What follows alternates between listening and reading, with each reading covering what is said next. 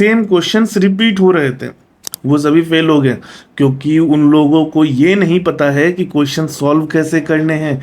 Passage की वजह से फंस गए थे। बोलता है हाँ भैया सारा क्वेश्चन बनाया, बहुत इजी क्वेश्चन था।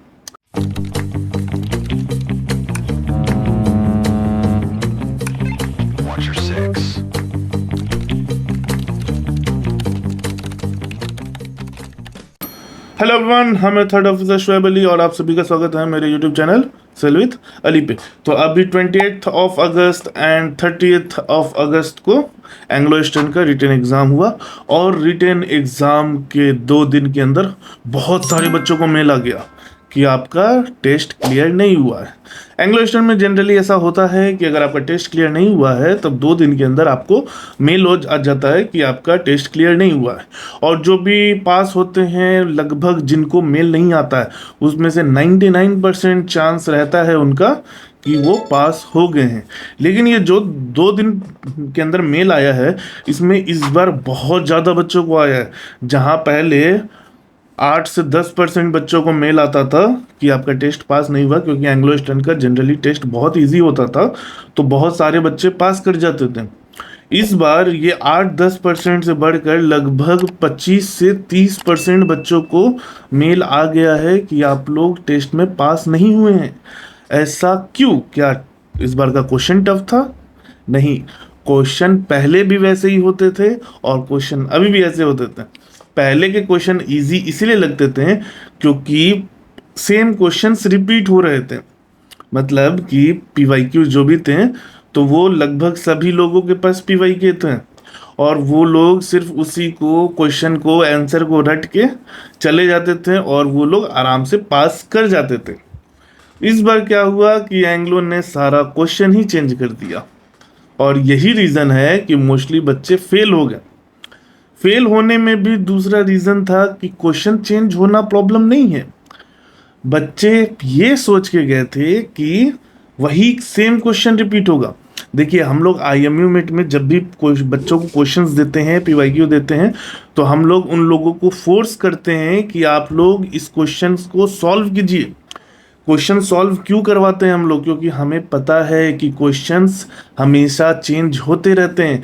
किसी किसी बच्चे का ऐसा सेट मिल जाता है जिसमें एक भी क्वेश्चंस मैच नहीं करते हैं, इसका मतलब वो फेल हो जाएगा? नहीं, ऐसा नहीं होता है। जब आप क्वेश्चन प्रैक्टिस किए रहोगे, क्वेश्चंस के टाइप सेम होते हैं, वैल्यू ये सब चेंज कर देते हैं, थोड़ा सा क्वेश्चन को घुमा देते हैं, लेकिन क्वेश्चंस उसी तरह के होते हैं। तो अगर आप PYQ ये सोच के पढ़ रहे हो कि PYQ से सेम टू सेम आ जाएगा तो ये तो बेवकूफ़ी है। और यही रीज़न है कि जो भी ये जो सब्जी बेचने वाले हैं उनके यहाँ से जो भी बच्चे मटेरियल्स लेके इस बार पढ़ रहे थे वो सभी फेल हो गए, क्योंकि उन लोगों को ये नहीं पता है कि क्वेश्चन सॉल्व कैसे करने हैं, किस तरह के क्वेश्चंस पूछे जाएंगे। मोस्टली वो लोग तो मटेरियल्स खरीद के सब्जी की दुकान से ये पढ़ लिया कि हाँ चलो यही क्वेश्चन आना है, यही क्वेश्चन आना है।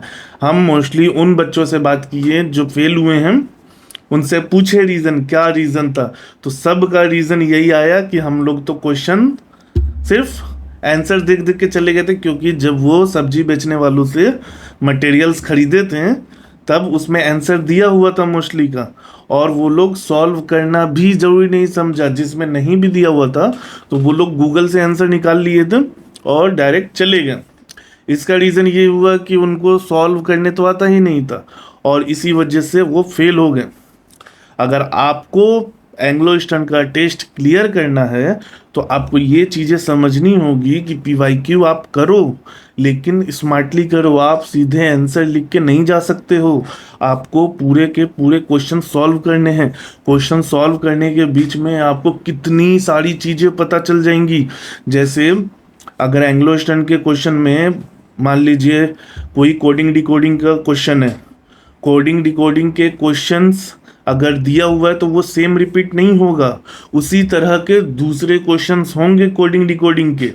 तो इसके लिए आपको सॉल्व करने आना चाहिए, चाहे वो एप्टीट्यूड के क्वेश्चंस हो या PCM के क्वेश्चंस हो, आपको वो सॉल्व करके जाएंगे तभी आप एग्ज़ाम में उसको जल्दी से सॉल्व कर पाएंगे।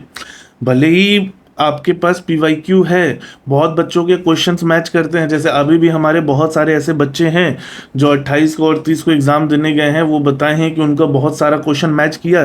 किसी किसी का 60-70 क्वेश्चन मैच कर गया, किसी का 30-40 क्वेश्चन मैच किया। कुछ बच्चे ऐसे थे जो बोलते हैं कि हम तो सॉल्व ही नहीं किए थे, बस बात खत्म। कुछ कुछ लोग होते हैं ऐसे जिनको मतलब कहते, कहावत है ना कि भिखारी को अगर सोने का कटोरा भी दे दो तो वो लोग भीख मांगेंगे ही। तो वही चीज़ है, कुछ बच्चे ऐसे होते हैं जिनको आप क्वेश्चंस दे भी दीजिए फिर भी वो प्रिपेयर नहीं करते हैं, वो चीट प्रिपेयर करते हैं। तो ऐसे बच्चों पे तो कुछ कहा नहीं जा सकता, लेकिन अगर आप अच्छे से मेहनत करके उस चीज़ को सॉल्व करते हो तो आप एंग्लो का टेस्ट क्लियर कर सकते हो। एंग्लो के टेस्ट में क्वेश्चंस एवरेज से भी लो लेवल के होते हैं। अगर आप एप्टीट्यूड की बात करो तो एकदम बेसिक क्वेश्चंस, PCM के बेसिक क्वेश्चंस होते हैं। इंग्लिश में बच्चे बोल रहे हैं पैसेज के वजह से फंस गए थे। पैसेज क्या है? पैसेज आया है, उसको सॉल्व करो। पैसेज का भी अलग अलग तरीका होता है सॉल्व करने का। पैसेज में भी आप ज़्यादा टाइम वेस्ट नहीं कर सकते हो। अगर आप मान लो कि अगर ठीक है आपका इंग्लिश वीक है, आप PCM एप्टीट्यूड अगर जल्दी कर लेते हो, 2 घंटे का टाइम मिल रहा है आपको 100 क्वेश्चंस के लिए, तो अगर आप PCM को एप्टीट्यूड को जल्दी कर लेते हो तो आपके पास पैसेज के लिए टाइम बचेगा, तब आप पैसेज में उस चीज़ को कर लोगे। साइकोमेट्रिक में बच्चे फेल हो जाते हैं, बताइए। साइकोमेट्रिक जो कि इतना सिंपल सा चीज़ है, उसमें अगर बच्चे फेल हो रहे हैं तब तो क्या ही किया जाए। ये सब होता है लैक ऑफ प्रिपरेशन के वजह से, आपको नॉलेज नहीं है इस चीज़ के बारे में। तो अगर ये सब चीज़ें से आप बचना चाहते हैं तो आप आइए हमारे IMU मेट में, हम लोग आपको दिखाते हैं कि कैसे होता है, कैसे प्रिपरेशन होती है। हमारे यहाँ जब बच्चे जाते हैं तो फुल्ली प्रिपेयर्ड होके जाते हैं। हम ऐसा नहीं कहेंगे कि हमारे यहाँ के बच्चे फेल नहीं होते, जो लापरवाही करेंगे वो फेल होंगे ही, लेकिन जो बच्चे अच्छे से प्रिपेयर करके जाते हैं, जैसे कल ही एक लड़के ने हमको बताया कि भैया मेरा तो एक भी क्वेश्चन मैच नहीं हुआ। हम उससे ये क्वेश्चन पूछें कि तुम ये बताओ सॉल्व किए हो कि नहीं, बोलता है हाँ भैया सारा क्वेश्चन बनाया, बहुत इजी क्वेश्चन था। जब जाहिर सी बात है, जब आप अच्छे से पूरा क्वेश्चन सॉल्व किए रहोगे तो आपको पता रहेगा कैसे सॉल्व करना है। वो भी यही बात बोला कि क्वेश्चंस मैच नहीं थे लेकिन टाइप तो सेम थे। हम लोग पहले ही से प्रिपेयर किए हुए थे, ये सब चीज़ें तो आराम से हो गया। अब जो बच्चे नहीं पढ़ेंगे नहीं होगा। इसमें अगर आप हम कोई कुछ नहीं कर सकता है। जो बच्चे नहीं पढ़ते हैं उनके लिए कोई कुछ नहीं कर सकता। तो अगर आप चाहते हैं कि आप अगर मेहनती हैं और आप चाहते हैं कि आपको स्पॉन्सरशिप मिले, आप IMU CT में अच्छा रैंक लाएं, आप इंटरव्यू क्लियर करें, तो उसके लिए आपको एक अच्छे गाइडेंस की ज़रूरत है। गाइडेंस के लिए आप हमारा IMU मेट का बैच ज्वाइन कर सकते हैं। हमारा रिजल्ट ही हमारी पहचान है। आप हमारा रिजल्ट देख सकते हैं, हर कंपनीज में हमारे बहुत सारे बच्चे हैं। इंडिया में अभी जितने इंस्टीट्यूट हैं, आप जाइए इंस्टीट्यूट में, वहाँ के बच्चों से बात कीजिए। आपको सोशल मीडिया में वहाँ के बच्चे मिल जाएंगे, उनसे बात कीजिए, पता कीजिए, आपको पता चलेगा IMU मेट के लगभग 25% से ज़्यादा बच्चे IMU मेट के हैं किसी भी इंस्टीट्यूट में। तो इससे आपको पता चल जाएगा कि IMU मेट में प्रिपरेशन कैसा होता है।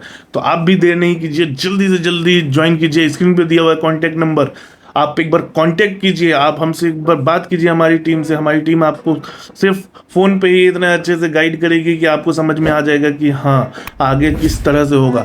तो एक बार ट्राई ज़रूर कीजिए। चलिए आज के लिए इतना ही रखते हैं, tata bye bye, take care.